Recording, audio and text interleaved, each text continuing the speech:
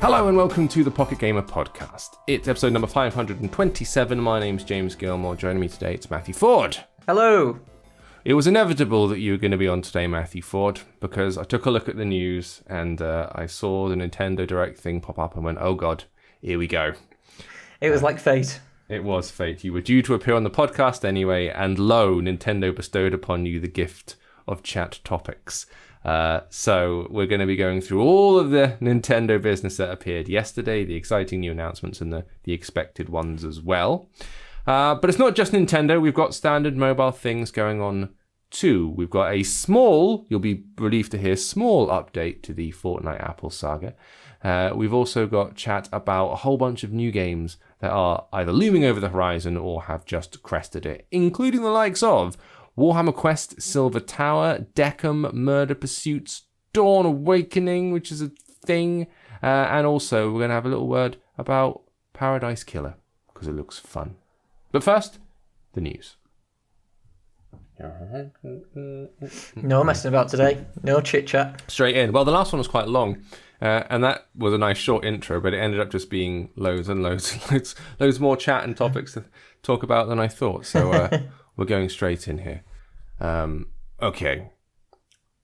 The Fortnite saga continues unabated this time. The only real new announcement thing that's happened is that Apple have sort of come out victorious where the courts are concerned in terms of one of the rulings. Like, basically, Epic was trying to stop Apple from removing them, the company, from the platform. Forget about Fortnite for a minute, but like removing Epic's developer account from their stores and therefore, given access and whatnot. Apple seems to have won this one. So Epic's developer account's been removed. So they can't update the game anymore. They can't make any new games on mobile, on iOS at least. I don't know what Android are doing about it. We know they've gotten rid of Fortnite, but I'm not sure where they stand on getting rid of Epic altogether. But basically, judges said, look, you knew the rules and you broke them, so we're backing Apple on this one. That's where we are.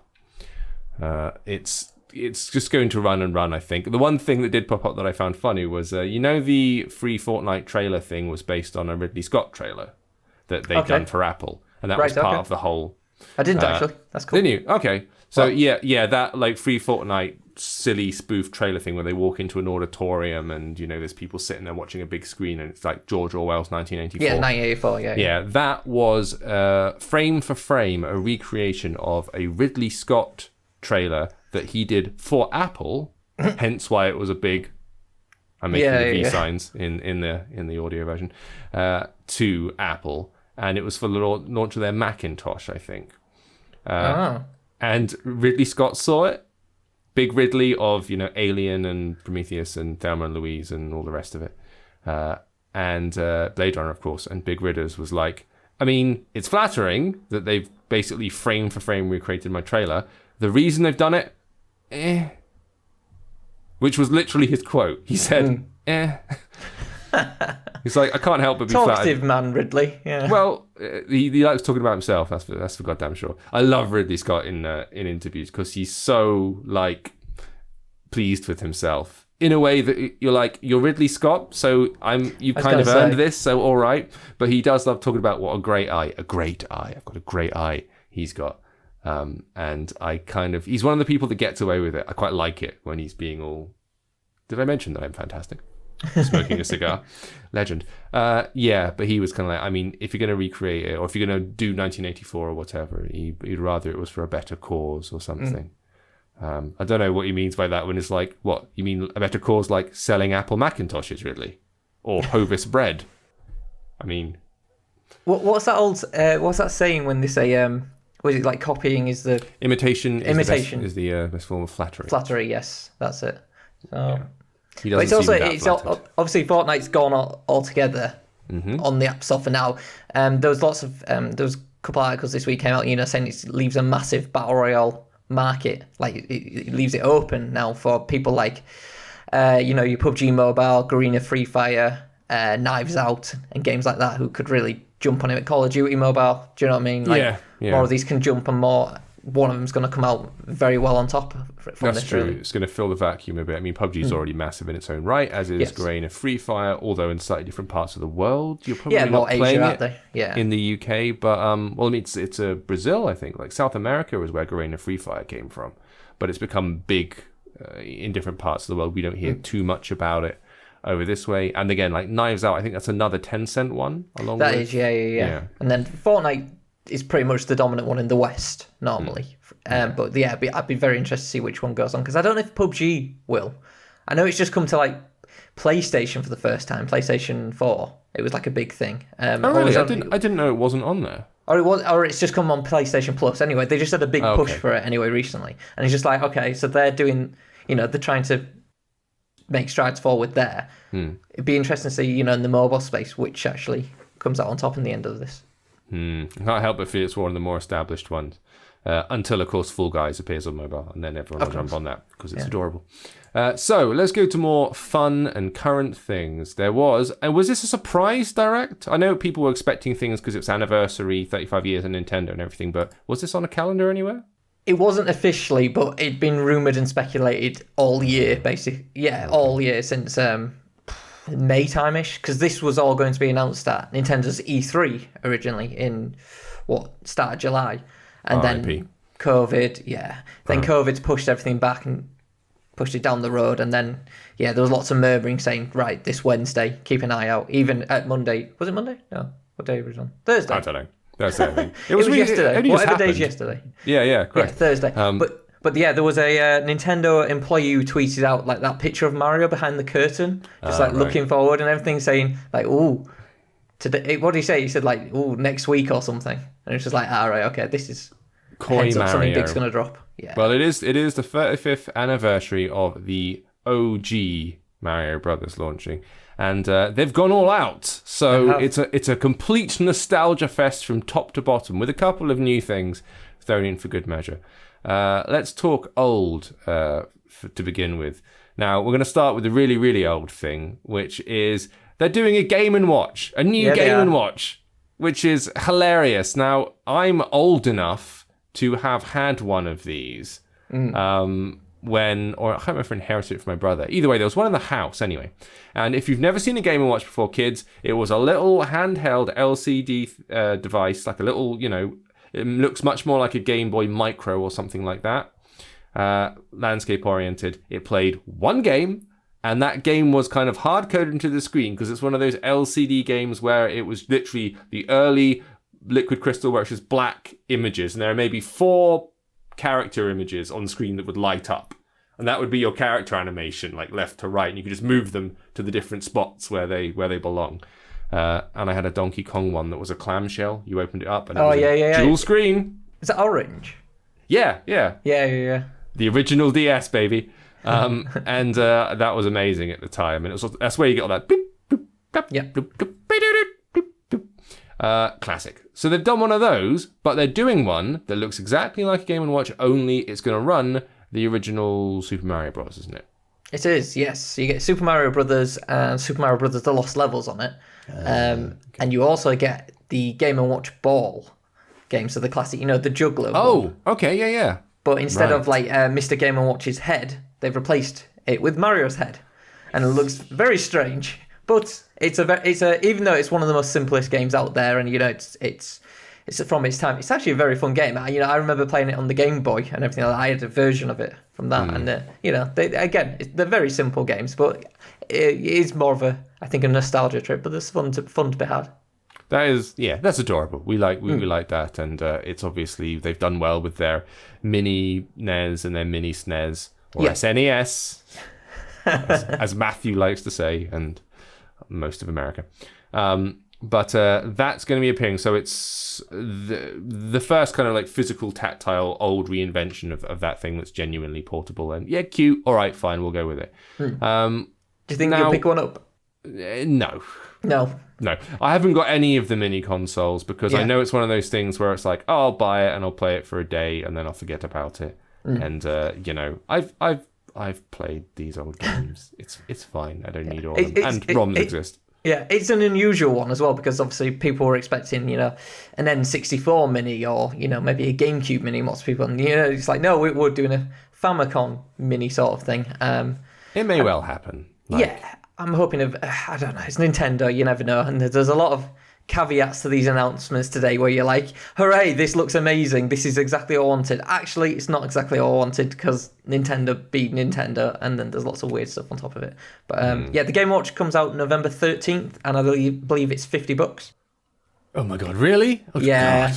So it is like a collector's thing. Really, that's insane. Oh my god. Okay, that's too much for that.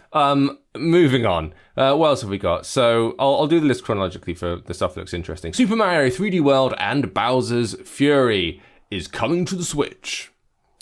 So Super Mario 3D World, which I presume appeared on the Wii U? Correct. Yes. Yeah, okay. 2013. It was one of the first Wii U games, and it's it's been a long time requested to make its way over to Switch. Yeah, fantastic game. I doubt you've played it. I'm guessing. I have not. I do not have a Wii U. Never did I. It's a amazing platformer and just one of the best multiplayer platformer games because you can play as Mario, Luigi, Toad, and Peach, and it's just like it's a mix between the Super Mario Odyssey and 64 and all that lot, and the 2D games. So it's like halfway in between the 3D worlds. So because there was a 3D Land on the 3DS, and then they brought this one across. But yeah, it's just fantastic, colourful, and if you haven't played this game, you absolutely need to try it out. Nice. So that's old stuff coming over.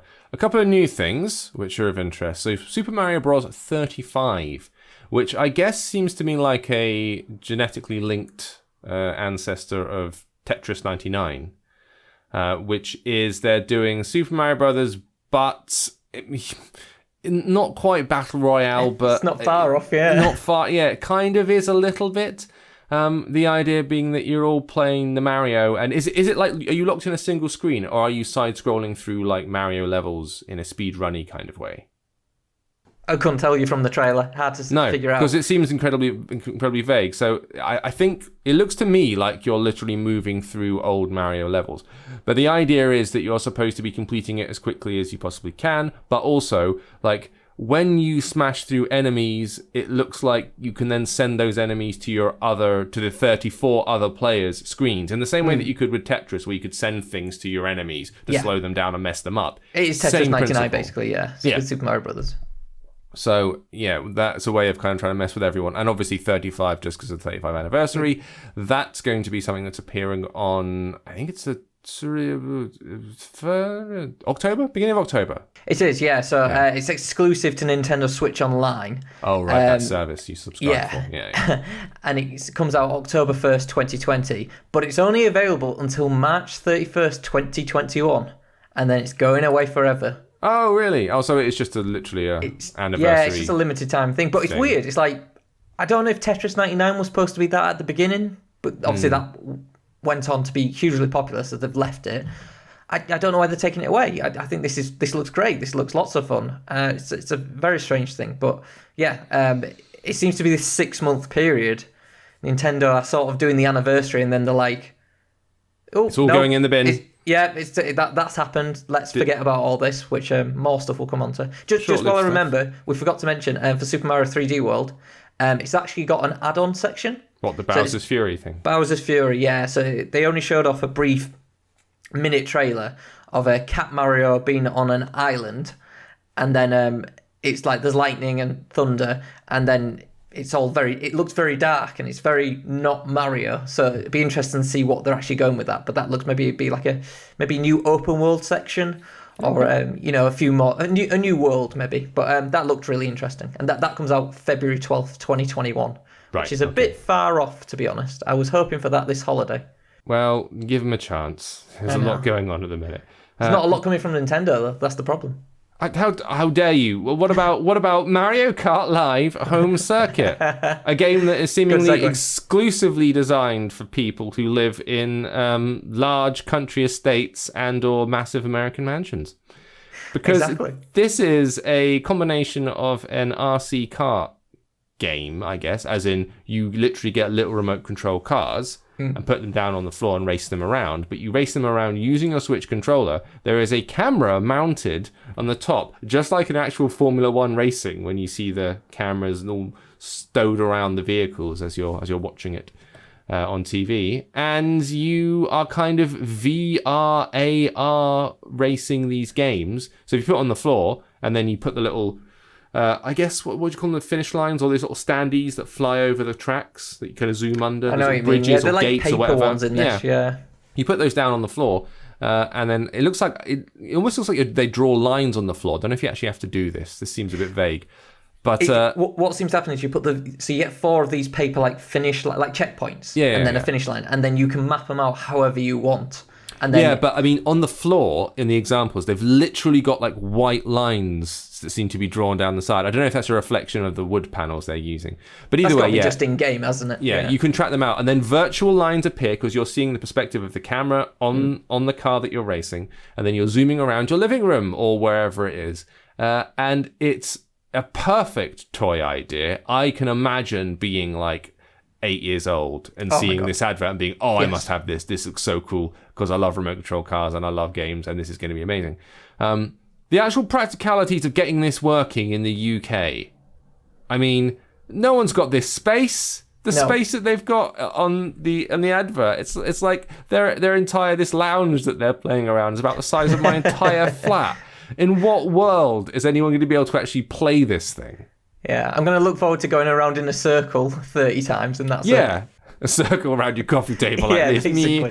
That's rubbish. The idea, great. In the same way that when they did their cardboard fold-up, what was it called? The Nintendo? Labo, yeah. All that, which is like, I love their idea of like mixing the physical with the digital and bringing it all together. And that's really fun and really cute. I do think it's been designed with someone who's never been in a house in the UK.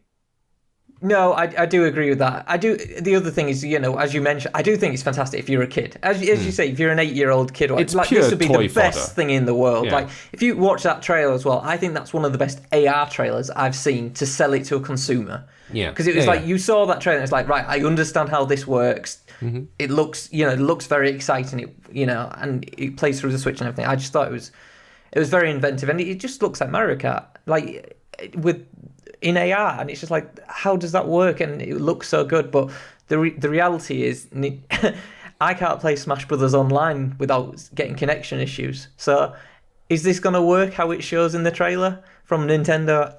I'm not so sure. Well, I mean, they have to be in the room, don't you? This is a local multiplayer game, surely. But there's the technical aspects of it, mapping out the tracks and keeping that AR function going. I think in the trailer it shows it off working perfectly, and I just don't know if it's actually going to work like that in reality. Well, I can see them getting the tech working. Maybe it'll be a bit iffy, I don't know, but we'll see. For me, it's more just the pure space issue of I mean, this is going to be available in a realistic way to such a small sliver of the population. Okay, cool, nice idea, and that's going to be October 16th. They're bringing that. I'd love to see that in practice. Do you want to know how much? Oh, okay, go on. Go on, have a guess. Don't tell me it's going to be some disgusting £80 plus thing, is it? How much? I believe it's 100. Yeah. Okay, moving on. They've got old stuff as well. Back to the old stuff. So they have also added to their digital service. Is it the digital service, or is this you buy separately? The Super Mario All Stars. So yes, this is part of the online service. Yeah, online service. Okay, so that appeared. Now this is the original compendium of Mario games, what appeared back on the SNES ages ago. So it was like the original 1993. 93. Oh god, yeah. I was born in 1993. I was born as well previously, so it's fine. That came out, and it had the original Mario Bros. 2, the Super Mario World, the one on the SNES, and it just had all the Mario stuff that had appeared up until that point. The new digital version has sexed it up a little bit, so we're now dealing with 16:9 instead of 4:3 aspect ratio, so it fills your widescreen without black bars, and it's compatible with the Joy-Cons, so you say. And are you saying the same thing here? This is also only available for 6 months. I believe so. It seemed to be. Yeah. That's the 3D one. No. It says Super Mario 3D All Stars. Sorry, That's the 3D, which we'll come on to. Yeah. So this one, it says it's out today. So it's just the online service. So, but Nintendo can be a bit. Ignore the thing I said about aspect ratios, because that was applying to 3D All Stars. I'm getting my All Stars mixed up because there's apparently too many of them. The 2D All Stars. Go on. The 3D All Stars is the thing that everyone's losing their mind over. That's the big announcement that's really come off of this, is that they've taken the old compendium idea that they had for the SNES, which is now available online, and done it with. So what's the 3 games? So this is the 3D All Stars, yeah? Yeah.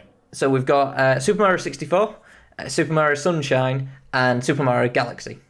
Right. All of which are incredibly highly regarded and beloved games. From all over So the original one was N64, and then we went into Wii territory, didn't we? GameCube and then Wii, yeah. Yeah. And people have been wanting ports of this for a long time, and all these are turning up on the Switch. Meant everyone was jumping up and down with glee and joy, and that was me. Then closely followed by, but where's Galaxy 2? That's what I saw. Yeah, there was a lot of that. Hot take, I'm not actually a big fan of Galaxy 2. I don't think it's that great, and I don't actually miss it being in this. And I know it's brilliant, it adds Yoshi, but I've always thought the worlds were as full as the original Galaxy. Galaxy 2 had a lot smaller worlds connected together, as opposed to Galaxy 1 was bigger worlds. And it always just felt like DLC and it never clicked. But if it was in this collection, I would have given it another go, 100%. I never played 2. I've played 1. I do actually have that when I got the Wii. That's one of the reasons I got it. Very, very good. Best Mario game. And I played Super Mario 64 when the DS first appeared. So I played and completed that as well. Also very good. Never done Sunshine. Oh, here's your opportunity. Well, no, it's not, because I don't have a Switch. But perfect time. I will get you one day, James. One day. You can keep saying perfect time, but it's not the perfect time. Never the perfect time.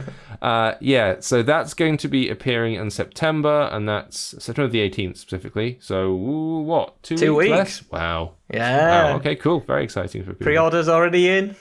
And what? Is this going to cost £200, is it, judging by their pricing standards? What's this going to cost? That'd be fair. No, it's $49.99, so standard price, which is pretty good, I thought, to be honest, for the 3 games.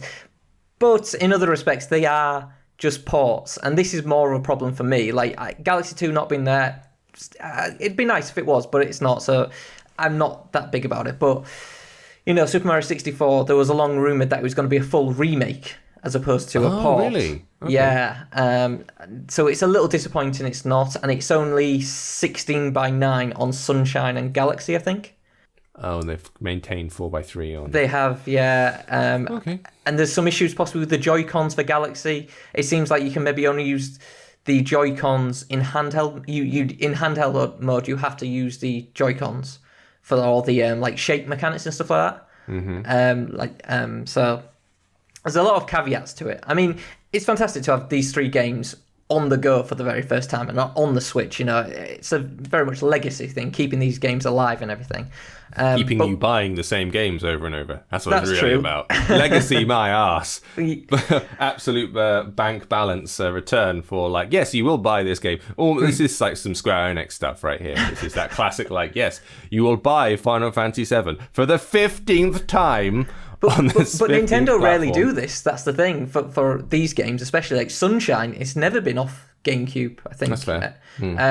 Galaxy as well. That's first time it's off Wii. 64 had the DS one, I think, and then maybe on the Nintendo Wii eShop, maybe briefly. I got it for £6 second hand. That's how you do it, kids.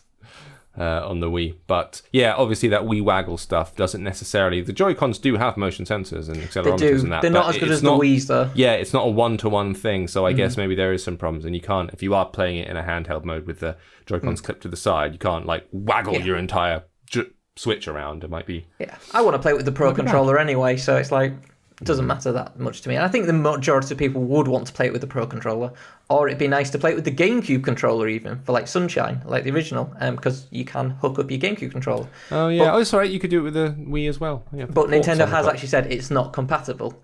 Oh. Which is sort of true, not true. Like, you can play it, but like the adaptive triggers won't work because the game didn't have it back then. The Pro Controller doesn't have them. Right, okay. So there is a bit of it's like a half-baked sort of thing, and it's a little disappointing overall. Like, I'm thrilled these games are coming. Like 64 was one of my first ever games I ever played. Like I remember that my N64 getting that as a kid. Sunshine, I absolutely adore. I've played that probably more than any other game on here, and I know it sometimes get a bit of a bad reputation sometimes because it's not been as good as the other two, but I think it's got a lot of charm and personality. And then Galaxy, I think, is one of the best games ever created, personally. So it's pretty good. It's good. I'm particularly excited to see that in HD. Well, the nice thing is that in this awful, awful year, God, there's something small and colourful, and finally, some good news. It's warming people's hearts. I'm not as excited as other people because this isn't my like super genre or my franchise. But the big thing is you can only pick it up for 6 months. Same again. So, you can only get this. Hang on, are they doing a physical release for 3D physical All-Stars? and digital? So both. And then what? They're doing their artificial scarcity thing. Yeah, they're deleting it at the end of March. So it's such a bizarre move, and it's just, again, it's Nintendo. It's like Nintendo give, Nintendo take. It's like, it's like... I don't like the artificial scarcity. I don't like this because all you're going to get is people buying up 20 copies of it and then trying to shill it, when the 6 months winds up, and then they're going to be selling them for thousands. And I know. Why? Don't do that. There's two reasons for this. The one that I think it might be the actual reason is that obviously it's been quite a tough year it's been a tough year for all companies and everything with everything that's happened in the world and COVID. So the end of their financial year is the end of March. So I'm thinking they're just doing this to get as many sales as they can in, because lots of people might see this and go, oh, that looks great. Oh, it's just ports of the old games. I'll pick it up sometime in the future. Whereas this is like, no, you have to get it in these 6 months. And that'll obviously push the financials up, which they'll want. Still don't like it. No, I don't. I can see the argument for fiddling the numbers there to get people to buy very quickly to make sure they get it before it's gone. But again, artificial scarcity, it exists, you've made it, and then you're just going to turn off the tap for no reason. And then they must bring it back again later because there'll still be people who want to get it. And people are reckoning that they're going to sell them separately afterwards. Oh. Which makes sense. And then charge more for them individually. That makes sense. Yeah, 100%. But it's similar to what Disney do with the Vault. Do you know that they bring out a lot of like classics and DVDs? Like they have the Disney Vault where they sell certain DVDs for a while, then they go away and they're in their Disney Vault, and then they re-release them after like 10 years, and it's like a big deal. Okay. Yeah. That seems daft too. Well, it's not daft, it makes money. That's why it's done. But now it's all on frickin' Disney Plus anyway, so nuts to their vault. Well, this is like, go and have a look at the roundup that Matthew did, so you can catch up on all the little bits and pieces. And like I say, apart from the silly release schedules and limitations, broadly speaking, I'm glad to see everybody looking all happy and excited about it. Finally, some good news. That's nice, exactly. So, let's do some new release business. Out and about on mobile this week. I'm going to start with Warhammer Quest Silver Tower, which you've been talking about for a while. This is kind of a follow-on from the Warhammer Quest games that Pachang did, or they did one specifically, which was a sequel from the game Warhammer Quest something or other, which was made by Rogue. They then took over the franchise, and now they've done their new version they've been cooking up for a while. It's free to play, so you can download it now and start it up. It is dragging you along by the nose in a kind of a straight line. I don't know if you've played any of this or seen any of it, Matt? I have not. No, all right. Well, the way that it works is very similar to how the old games played out. The original Warhammer Quest game that Rogue made was like literally top down, as in directly from the top down. And you're looking at the grids and you're wandering through like actual dungeons and actual castle corridors and things, and there was a fog of war and blah blah. And so it had a very like good old fashioned top down. You go here, attack the people, blah blah blah. This one is more like cameras at an angle. You're on floating platforms in the middle of an weird infinite cosmos of swirling miasma. And the gameplay remains actually very similar in terms of what you have to do. So it's a gridded layout. You have to tap to move. As soon as you tap on your character, it shows you what the character can do. It shows you one turn action will be used if you travel maybe 2 or 3 grid squares, and then that area is colored in orange, and then outside that maybe there's a green bunch of squares, which means if you travel a little bit further, you can go further, but it will use up 2 action points, so you won't be able to attack. And so you need to work out like your movement versus your attacking. It's all just done by taps. So go over there, tap to that square. Are you sure you want to? Yes. Tap again to confirm. Same thing with dueling. Enemies will appear, they'll move towards you, and you can go face to face and attack if you're melee. If you've got like an area of effect skill, for example, there are some sword swipes which you can go wabam, and then they'll kind of carve a path of destruction out in front of you for a few tiles, so you can just direct them where you want them to go. And of course you've got your ranged folks who are standing at the back giving it archery and spells and all that business. And you make your way through, and it's got like a straight line campaign, so you're joining up very short instances where you take out a few enemies and then whoom, you've completed it. This is where the more modern gaming architecture starts to appear, so it starts to feel much more like a standard free-to-play game, because the smaller areas, you get through them, and then, oh, you've got a chest, and the chest unlock things, and then you see the 6 currencies at the top of the screen, and it starts walking you through all the leveling and getting new weapons and all that stuff. So the free-to-play influence is very much here in a way that it wasn't really in the original games, and I can see that putting some people right off. Puts me off a little bit, I'm not going to lie.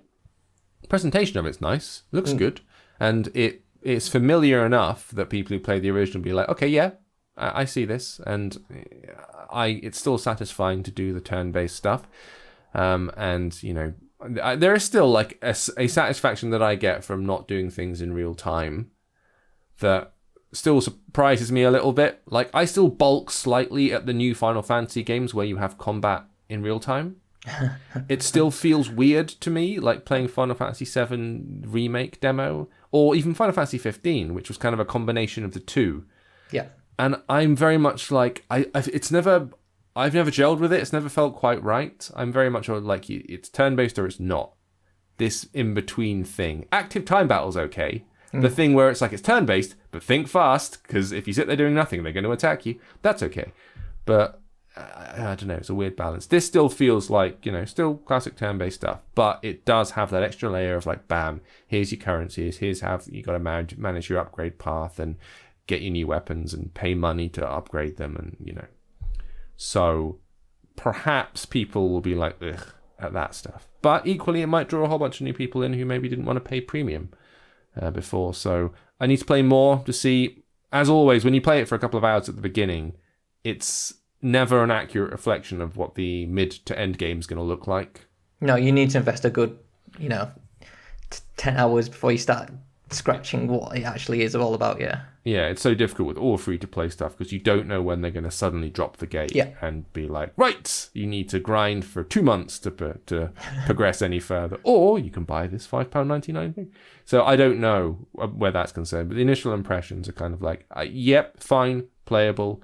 Free-to-play stuff might annoy people. So that is Warhammer Quest: Silver Tower. That's out right now. It's downloaded App Store and iPad.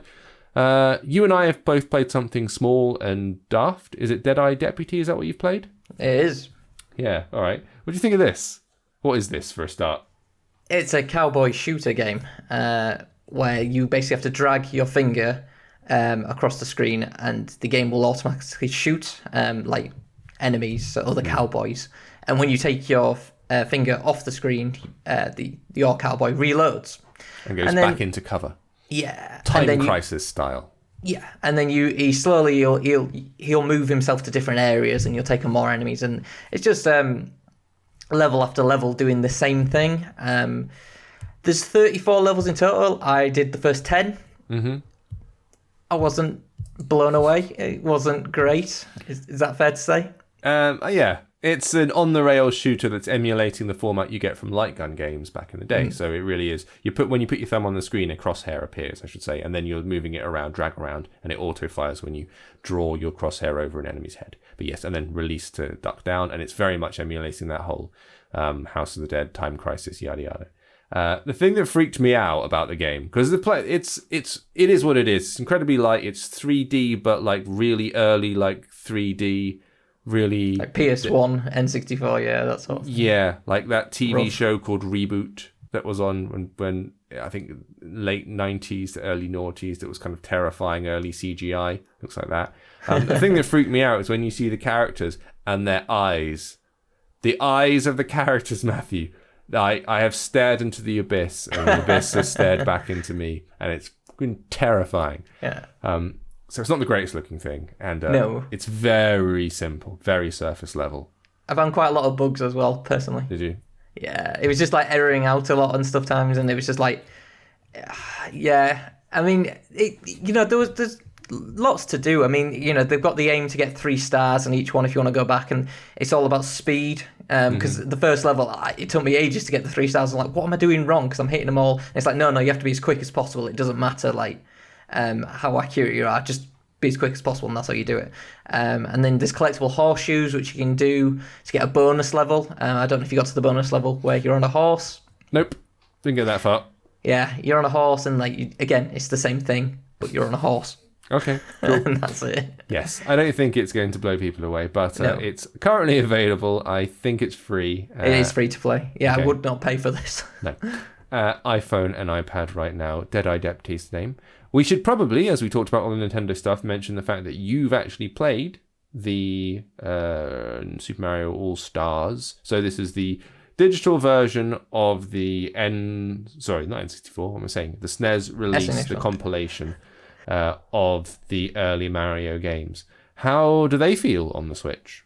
Great. I just ran through last night. So it has the original Super Mario Brothers, but it's the SNES version, as you mentioned, which is it's very different. It's the same game mechanics, but they've redone all the arts and textures. Yeah. And it's like night and day. I've never played this before. Okay. So it was very interesting. Obviously, I've played the original Super Mario Brothers, dozens of times and everything, but I ran through the new version and it was like, this is bizarre. There's paintings of Bowser, and at the end, Toad's not just stood there, it's Toad in a bag, and he unties out a bag and stuff like that. There's all these little add-ons. It's like, this is actually really cool, and it's like, it's such a weird thing, because this game, it's one of those games where, I know like the back of my hand, but to see it in this context, it doesn't feel real. It feels like, someone's modded it or something like that. But yeah, it's Super Mario Brothers. You can't go wrong with it. It's one of the best, most important games of all time.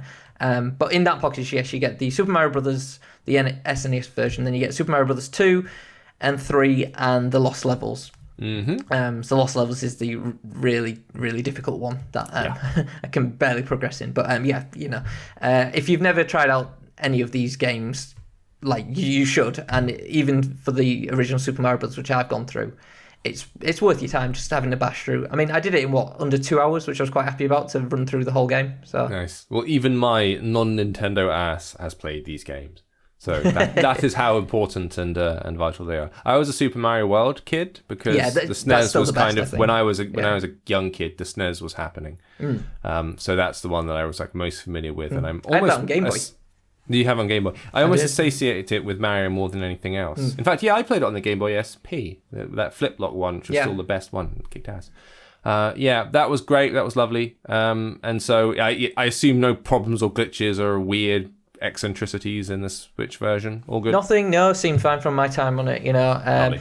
It's all that you've got all the extra save mechanics, which is always useful, where you can create suspend points, and I don't think you can rewind and fast forward in this one. I couldn't see it because in some of them you can. Obviously, I think for Super Metroid, because I played that through for the first time ever this year, and there's certain parts in that I was like, I'll rewind a little bit in this, just because those games, they take so long and they have so much exploration around it, and like if you didn't have a game guide back then, it's one of those games where you'd spend 100 hours just trying to figure out every secret, which back in the day when I have lots of free time, when I was a kid, that's what you want. But, now you've got a job, work, and life and everything.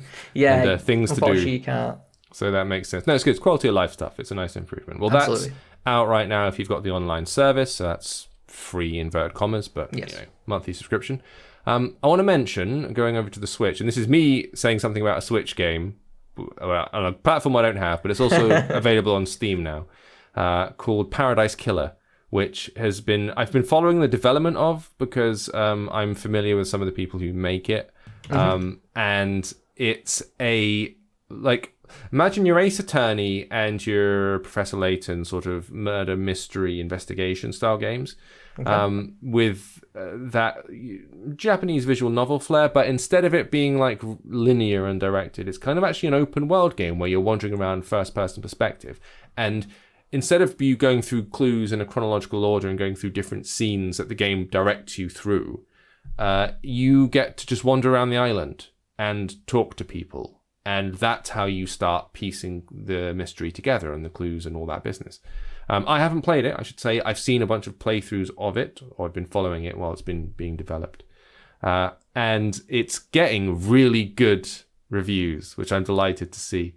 It's already got like 9 out of 10s from some of the big folks, and people are talking about not just the game and the art style, which is incredibly 80s, but a very specific kind of 80s. So it's like very late 70s, early 80s, Japanese city look, and it's complemented by a soundtrack which is kind of reimagining city pop. I don't know if you're familiar with that, but like there was a very, very brief period, again late 70s to early 90s, there was this genre of music that was like a kind of jazz pop funk fusion that is kind of emulated a lot nowadays, I suppose, with all the vaporwave stuff. It's become a basis for a lot of that 80s nostalgia. But people just go, oh, it's the 80s. City pop was a very specific thing that happened in Japan. It was an urban kind of jazz fusion funk pop. And there are a couple of artists who kind of are the epitome of this, and people know. And it's doing that. The soundtrack is emulating that, and it's doing it really well. So it's, lots of kitsch, cheesy, like if Sonic 2 almost has. The soundtrack to Sonic 2 is almost a bit city pop in places. Yeah, I get that. So if you like that cheesy funk, like artificial brass section, like synth brass stabs everywhere, it's great. It's a really good version of that. It just makes me smile. Everything from what I'm seeing here, it looks like it oozes style. It's cool as hell. Yeah. I should say that ex-podcast person, Alicia Judge, is one of the voices in it. Oh, wicked. She voices a character called Judge, which I guess worked out. But it's not like it's huge. It's not a huge budget thing. It's a small little studio, but it's getting a lot of love from people, and I'm probably going to get it. I'm wanting it to come to PlayStation because if I buy it on Steam, I have a horrible feeling I won't end up playing it. But it's out on Switch right now, so if you like your murder mystery business, maybe that's worth a look, based on what people are saying about it. Other new release things. I mentioned Dawn Awakening, where I got my wires crossed there. Actually, that's a game that a survival shooter game that's appearing in China. It's just appeared this month in a closed beta state, and this is a new thing from Tencent, the folks who did PUBG. Speaking about what's going to fill the gap, and is there anything that's going to plug the Fortnite hole? New games are appearing right now that maybe could move in on that. And this looks like a Survivor thing. It's a bit zombie-ish and whatnot, and zombie shooter mixed with a multiplayer business. Although it's built on Unreal Engine 4. Yeah, wait and see. Oops, chose the wrong engine there, folks. Yeah. But yeah, that's not out now. But it's out now, mobile in a closed beta, so that doesn't really count. That's not what we're talking about here. The other thing that I did play is Nameless Cat, which appeared on Android only. Tell me more. And it looks it's a kind of arty cat platformer, a catformer. No, I didn't say that. That was rubbish. And it's using lots of cool colors, 16-bit style, very nice animation. You are a little cat, you jumping around, classic standard platforming world. The unusual mechanic beyond your move left, right, and jump is the fact that there are certain objects you can interact with which do things. So there are these things that look like floating crosses, port keys, something like that. And when you get close-ish to them, you can press a button and your cat disappears and kind of warps inside them. And then you press the button again and boop, your cat is deposited next to that place. So it's like a way of fast traveling or teleporting across gaps or up to platforms you couldn't otherwise reach and stuff like that. So, and then there are other objects that appear that have different effects on the cat character. So it's doing the standard platformer thing, but then mixing in other stuff as well. There are things that you can warp into, and then when you press the button, instead of it just dropping you on the platform, it fires you up like a jetpack, kind of rockets you out of the thing up the screen. So you have to learn what does what when you're using the teleportation stuff. Nice style. I've done about half an hour of it. It's fine. It's okay. You've got a floating companion who's annoying. That's pretty standard, I guess. Is it premium? No, it's free. Free Okay, download. cool. I don't know how they're monetizing it, but Yeah, it is free. ads maybe. So Nameless Cat is the name of that one. Haven't you been playing something with cats in it? Or am I making that up?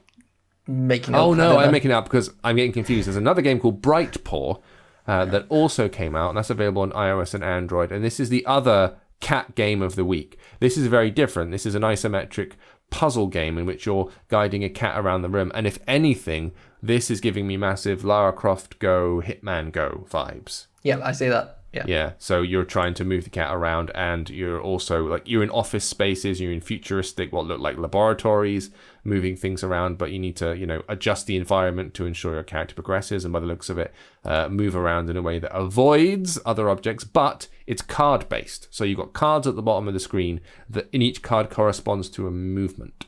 So depending on what cards you have, that determines what your cat can do. You can't just click anywhere and go, I'll just wander over here. So if a card has, move forward 1 square, that's what you do. If it has a little kind of 90-degree right angle to the left, then you lay that card, that's what will happen. So you're limited by the deck that you've got this time. Which reminds me of that golf game. There was a golf game where you were playing like crazy golf, but you're playing it using cards that are at the bottom of the screen that tells you, which way you can move. It was really good, actually, that golf game. So maybe this will work out. I don't know. Maybe. It looks cool. I like the idea of it, yeah. Good presentation, solid idea that I've seen work before. Don't know if it works here, haven't played it yet. Bright Paw is the name. 2 paws up. 2 paws, monsieur. Okay. I think that's our out point right there. Thank you, everybody, for watching the show, listening to the show as usual. Thank you, Matthew, for coming back. Thank you very much. And we're going to be back again next week for more chat, after which we're going to be dealing with the next Pocket Gamer Connects. Pocket Gamer Connects Helsinki Digital. That's going to be coming up the week after, so schedules might be slightly interrupted, but there's going to be an entire week, 5 days of Zoom conference business going on. So if you haven't signed up yet, go and do so. PocketGamerConnects.com. You can go and pgconnects.com. Go find that. That's all happening. Get your tickets. I'll be there behind the stage, managing and panicking when guests don't turn up. It's going to be good. But next week, business as usual. We'll see you then. Thanks for watching and listening. Bye-bye. Bye.